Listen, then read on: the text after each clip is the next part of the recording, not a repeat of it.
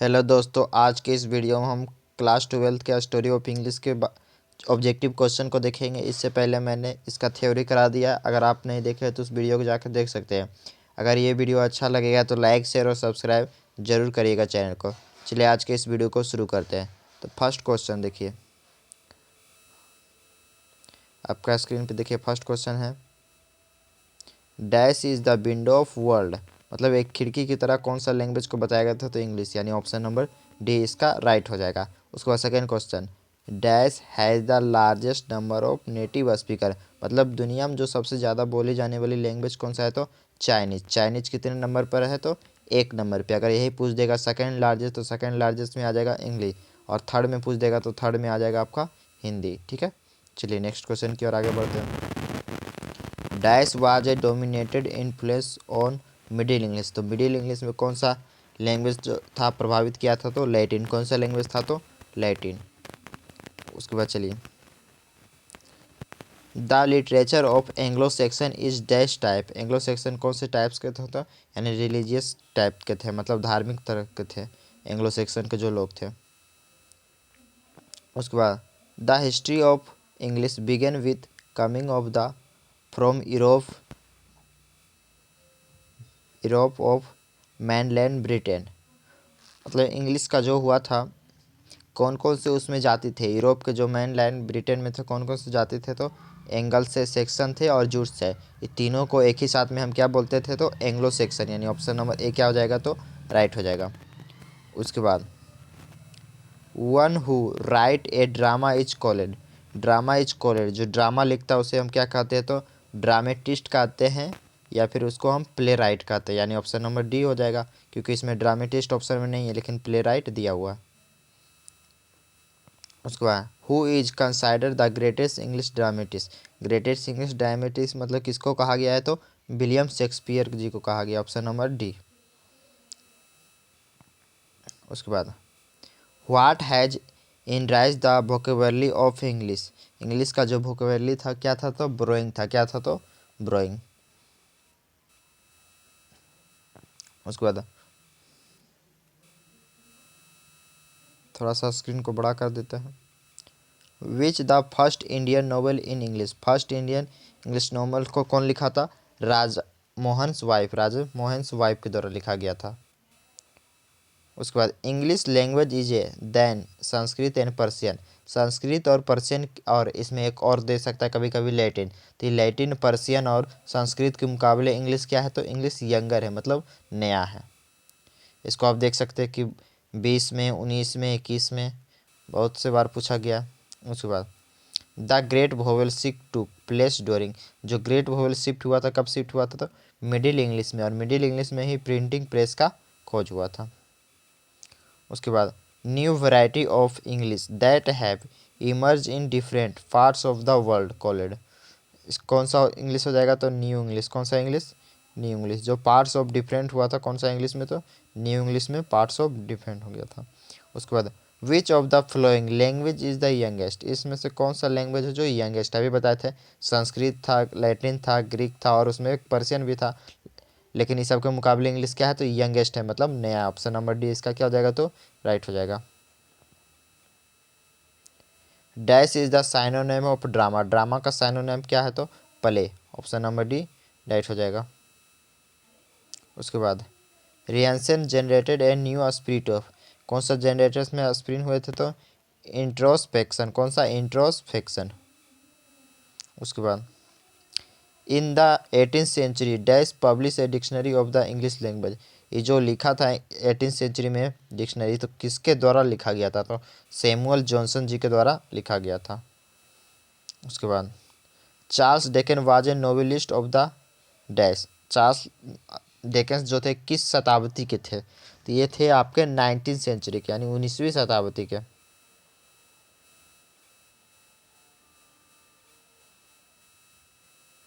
उसके बाद, the Anglo section was dash people. Anglo section कहाँ के लोगों को बोलते थे, जर्मनिक के लोगों को एंग्लो सेक्शन बोलते थे।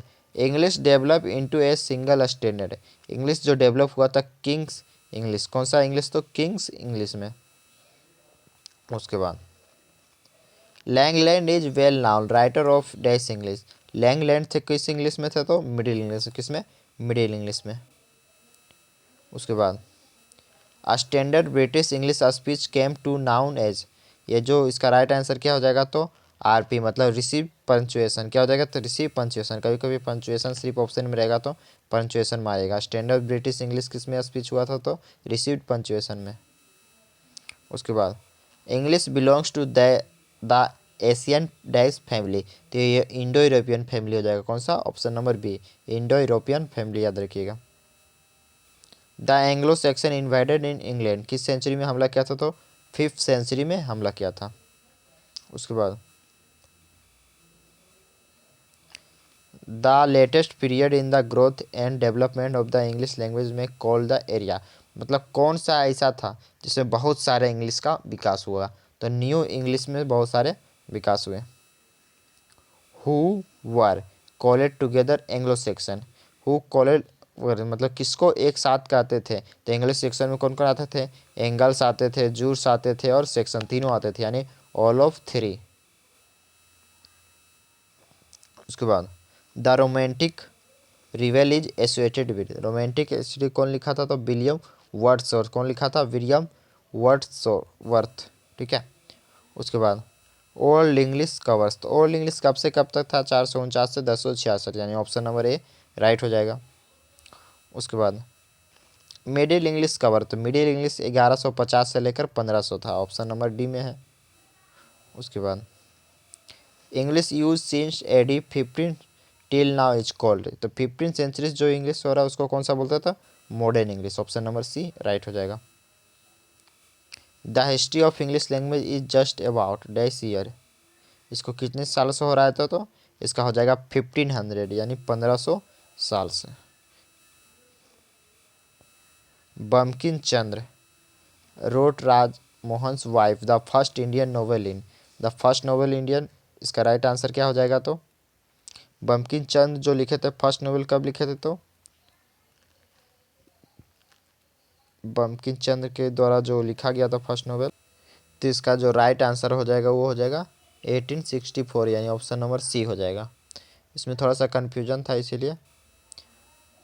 उसके बाद in the old English period of two major influence, इसमें जो दो इन्फ्लुएंस हुए थे, मतलब ओल्ड इंग्लिश में दो इन्फ्लुएंस हुए थे, उसका नाम क्या था तो लैटिन और Scandinavian, option number C right हो जाएगा। उसके बाद the gold period of old English literature was the area of, तो इसका राइट आंसर क्या हो जाएगा तो किंग अल्फ्रेड, यानी किंग अल्फ्रेड के समय को हम गोल्डन पीरियड, गोल्ड पीरियड कहते हैं, मतलब स्वर्णिम युग कहा जाता है। उसके बाद the year AD 1066 is taken for the end, 1066 में किसका एंड हुआ था, मतलब किसका अंतिम समय हुआ था तो मिडिल इंग्लिश जो था उसका एंडिंग हुआ था। About dash Christianity began to the spread in English, इसका राइट आंसर क्या हो जाएगा एडी 600, क्रिश्चियन का क्या होता तो 600 में। The first face of middle English literature covers, जिसका फर्स्ट इसका जो फर्स्ट इसका जो first fresh middle English literature cover हुआ था कब हुआ था तो 1150 से 1215, यानी ऑप्शन नंबर सी राइट हो जाएगा। The second face of middle English literature cover the period, second middle English का कब हुआ था तो एडी 1250 से 1350। उसके बाद चौसर गोवर Langland and wild Cliff importance writers दैश for, ये जो थे चौसर गोवर और वाई क्लिफ किस इंग्लिश में थे तो middle English, option number B right हो जाएगा। Modern English is began for, modern English began for, modern English का शुरुआत कब हुआ तो AD 1500। The name of Augustan age, Augustan age किसको कहा जाता था 18th सेंचुरी को अगस्तन एज कहा जाता था। Dash was also age the Augustan age, Augustan age किसको कहा जाता था 18th सेंचुरी को। The British grammar was written by J Buchanan, कब लिखे थे तो 1762 में। उसके बाद the English form 15th century till now as called, 15th century को कौन सा इंग्लिश कहा जाता था modern English. The writing system is old English use in the, कौन से अल्फ़ाबेट था तो रूनिक अल्फ़ाबेट, कौन सा अल्फ़ाबेट तो runic alphabet.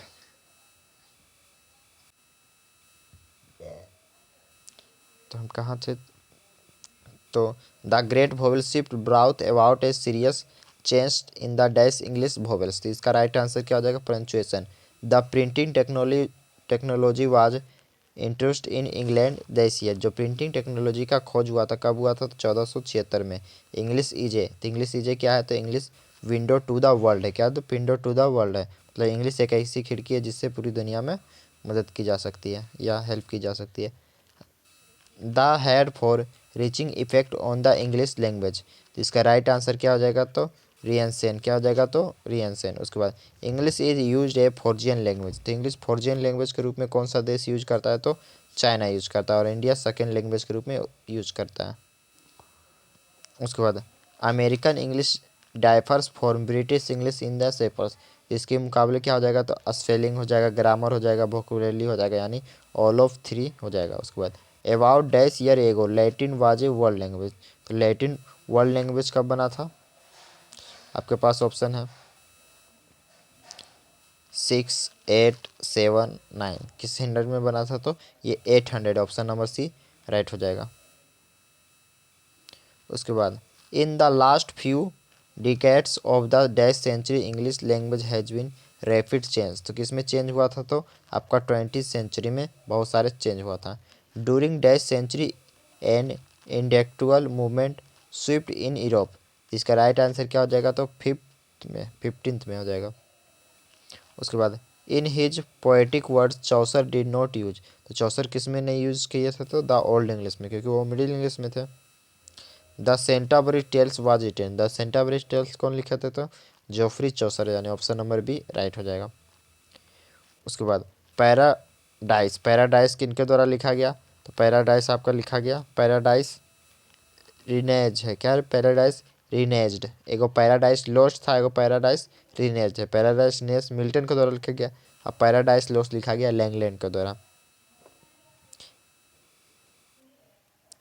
Paradise lost, paradise lost किसके द्वारा लिखा गया? तो मिल्टन के द्वारा। किसके द्वारा लिखा गया? तो मिल्टन के द्वारा।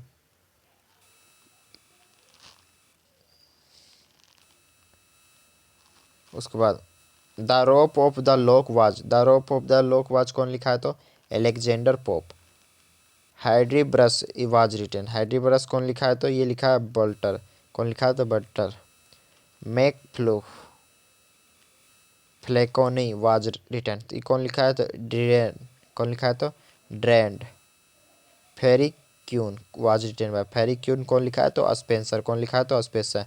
Doctor Faustus was written by. Doctor Faustus कुछ लिखे है तो ये क्रिस्टोफर मार्लोवे लिखा है। कौन लिखा है? तो क्रिस्टोफर मार्लोवे। एडवर्ड टू कौन लिखा है? तो एडवर्ड टू लिखा गया आपका मार्ले द्वारा। उसके बाद नेक्स्ट क्वेश्चन क्या है? तो नेक्स्ट क्वेश्चन है वेनस एंड एडोनॉइस, ये कौन लिखा है? तो शेक्सपियर द्वारा। वर्ड्स ऑफ वाज है, तो वर्ड्स ऑफ क्या है? तो पोएट है। क्या है? तो पोएट है एक, मतलब कवि है। हेमलेट इज ए, हेमलेट क्या है? तो एक ट्रेजिडी है। क्या है? तो tragedy. King Lear is a, King Lear क्या है? तो ट्रेजिडी है। किंग लियर भी क्या है? तो ट्रेजिडी है। उसके बाद Piers and Plowman is written by. Piers and Plowman क्या लिखा है? तो लैंगलैंड। क्या लिखा है? तो लैंगलैंड। उसके बाद Othello, Hamlet, Julius Caesar, Macbeth, ये सब कौन लिखा है? तो Shakespeare ji. Vision of judgement was written by, कौन लिखा है? तो लॉर्ड बायरन। कौन लिखा है? तो लॉर्ड बायरन। उसके बाद रिवोल्ट इस्लाम, रिवोल्ट इस्लाम कौन लिखा है? तो सेली। कौन लिखा है? तो Shelley. The scholar gypsy, the scholar gypsy किसके द्वारा लिखा गया है? तो the scholar gypsy Matthew Arnold के द्वारा। सौरभ एंड रुस्तम कौन लिखा है? तो Sohrab and Rustum Matthew Arnold. The Gitanjali, the Gitanjali किसके द्वारा लिखा गया? तो रविन्द्रनाथ टैगोर के द्वारा। उसके बाद सावित्री, सावित्री किसके द्वारा लिखा गया? तो अरविंदो घोष के द्वारा लिखा गया। The words drama comes for, the drama word था कहाँ से आया था? तो ग्रीक से आया था। उसके बाद language of old English look different because it's, कौन सा लैंग्वेज था? तो स्पेलिंग एंड वोकेबुलरी में जो था बहुत सारे डिफरेंट हुए, स्पेलिंग और वोकेबुलरी। उसके बाद today dash English recognise a world language, तो कौन सा लैंग्वेज पे है? तो अमेरिकन जो लैंग्वेज है, तो अमेरिकन लैंग्वेज है वर्ल्ड लैंग्वेज के रूप में चल रहा है आज। New varieties, new variety of English emerge as the colonize. उसके बाद नेक्स्ट क्वेश्चन क्या है, तो नेक्स्ट क्वेश्चन है आपका new variety of English emerge after colonize. तो इसका राइट आंसर क्या आ जाएगा, तो फ्रीडम, यानी फ्रीडम के कारण ही बहुत सारे वैरायटी आने लगे। मोरालिटी प्लेस डेवलप्ड, मोरालिटी कब डेवलप हुआ, तो मिडिल एज में डेवलप हुआ। उसके बाद the first English tragedy was, the first English tragedy क्या है, तो गोवर्डियस है, क्या है, तो गोवर्डियस। उसके बाद ओथेलो इज, ओथेलो क्या है, तो ओथेलो आपका है ट्रेजिडी, ओथेलो क्या है, तो ट्रेजिडी है। Murder in cathedral, murder in cathedral was, तो मर्डर इन कैथेड्रल कौन लिखा है, तो टी.एस. इलियट। उसके बाद dash is called the father of modern novel, modern novel का फादर कौन है, तो फील्डिंग है, कौन है, तो फील्डिंग है। उसके बाद Pamela was written by, Pamela कौन लिखा है, तो रिचर्डसन, कौन लिखा है, तो Richardson. Pride and prejudice, pride and prejudice कौन लिखा है, तो जेन ऑस्टेन, कौन लिखा है, तो जेन ऑस्टेन। उसके बाद डेविड कॉपर, डेविड कॉपर किसके द्वारा लिखा गया है, तो चार्ल्स डिकेंस के द्वारा। इसके बाद Pickwick papers was written by, Pickwick papers कौन लिखा है, तो चार्ल्स डेवन। कुली, तो कुली किसके द्वारा लिखा गया है, तो कुली लिखा गया मुल्कराज आनंद। Separate and the rope, separate and the rope किसके द्वारा लिखा गया, तो राजा Rao, separate and the rope Raja Rao.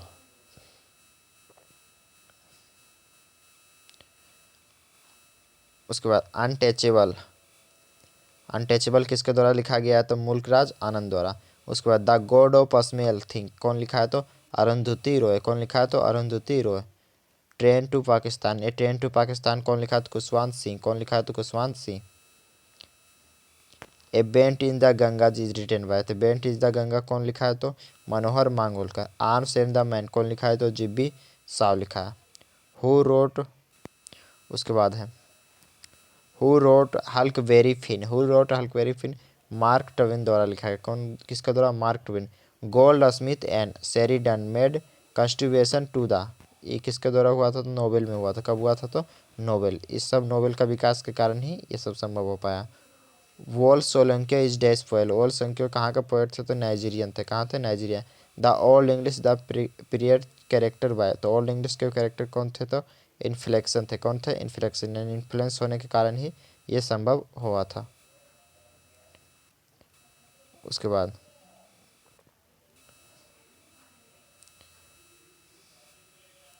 A major linguistic change in English, a major linguistic में क्या हुआ था, the great vowel shift.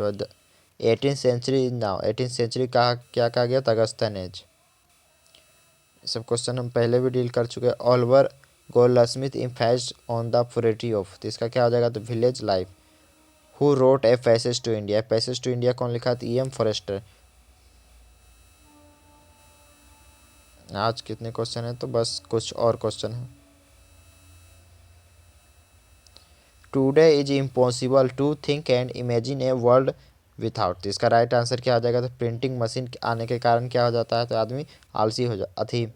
Imagine मतलब बहुत सारे जो इमेज होता है उसको क्या होता है, विकास होता है, मतलब बहुत सारे चीज़ लिखना नहीं पड़ता है। स्पेलर, स्पेलिंग कलर, तो स्पेलिंग कलर यूज कहाँ होता था, तो अमेरिकन इंग्लिश में, कहाँ, तो स्पेल अमेरिकन इंग्लिश में। हु रोट इंडिमियन, इंडिमियन किसके द्वारा लिखा गया, तो जॉन किट्स के द्वारा।